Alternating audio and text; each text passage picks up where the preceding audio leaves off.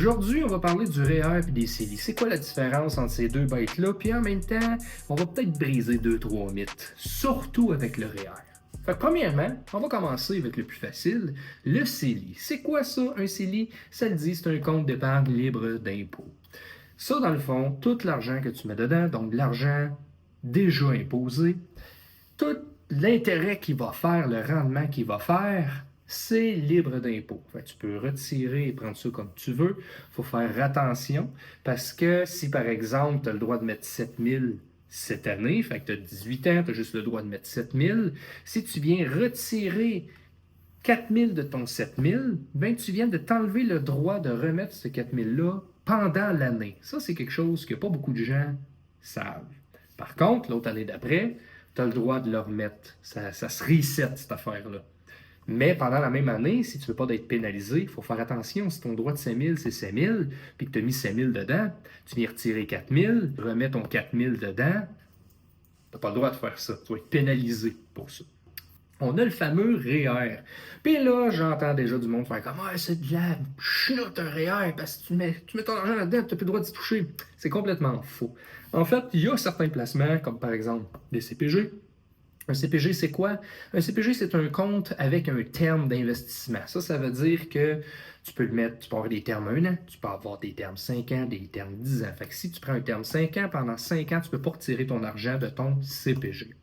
Ça sert à quoi, ça? Ça a été bon dans les dernières années parce que les taux étaient très élevés. Fait que, par exemple, si tu fais un 5%, 6% avec un CPG, c'est extrêmement bon. Ça vient protéger un CPG contre la fluctuation du marché. La seule chose, c'est que, oui, ça te protège contre les baisses, parce que si tu as pris un terme 5 ans, en 5 ans, tu vas avoir le même taux, même si le marché crash. Mais ça te protège contre les hausses. Fait que si ton rendement est supposé faire du 30, du 20, du 10, il n'est pas resté à 6 si tu as pris un 6%. C'est ça la catch avec un CPG. Un CPG, c'est comme un outil. En fait, tous les placements, c'est comme des outils. Fait que tu sais, si tu as besoin d'un tournevis et que tu utilises un ratchet, ça se peut que ça aille mal. Même affaire, si tu as besoin de gonfler ton pneu, mais que tu arrives avec une drill, ça ira pas bien. Fait que le CPG, il y a certains moments que c'est bon. Mais si tu veux faire de la grosse argent et du vrai rendement, c'est pas ça que je recommande d'utiliser. Mais encore là, tout est du cas pour cas. On n'embarquera pas dans ces détails-là. Aujourd'hui, on parle du REER et des CELI. Fait que bref, ça c'est une des choses. Si tu mets ça dans un CPG, c'est sûr que tu peux pas y toucher. Qu'est-ce qui se passe avec un REER? C'est que ça retarde ton impôt. Parce que c'est fait pour la retraite. Si par exemple tu fais 50 000 dans ton année, puis tu mets 10 000 dans ton REER, aux yeux du fisc, c'est comme si tu venais de faire 40 000, donc tu vas être imposé seulement sur 40 000. Là, des fois, il y a des technicalités avec ton comptable, selon ce qui s'est passé cette année avec ton entreprise ou des choses comme ça, mais on n'embarquera pas. On y va vraiment très généraliste aujourd'hui. Donc, ça retarde ton impôt. Oui, la journée que tu vas le sortir, tu vas être imposé là-dessus parce que ton économie d'impôt, si tu le sors l'année d'après, ils vont t'imposer là-dessus automatiquement le sortant. Fait que c'est pas des frais, c'est pas de l'intérêt, c'est pas frais de gestion, n'importe quoi. Ça n'a pas rapport. C'est ce que tu as sauvé l'année précédente, ils vont le reprendre dans la même année ou l'année d'après. Bref, peu importe, quand tu vas sortir, ils vont le reprendre. Là, tu vas me dire, ouais, mais c'est niaiseux, à quoi ça sert d'abord? Bon, de un, c'est une technique fiscale légale pour économiser sur ton impôt. Fait que parfois, si tu n'as pas fait trop d'argent, tu peux avoir un méchant beau retour d'impôt ou ça va augmenter les chances d'avoir un retour d'impôt ou tu vas en payer moins. Bref, c'est assez simple comme principe.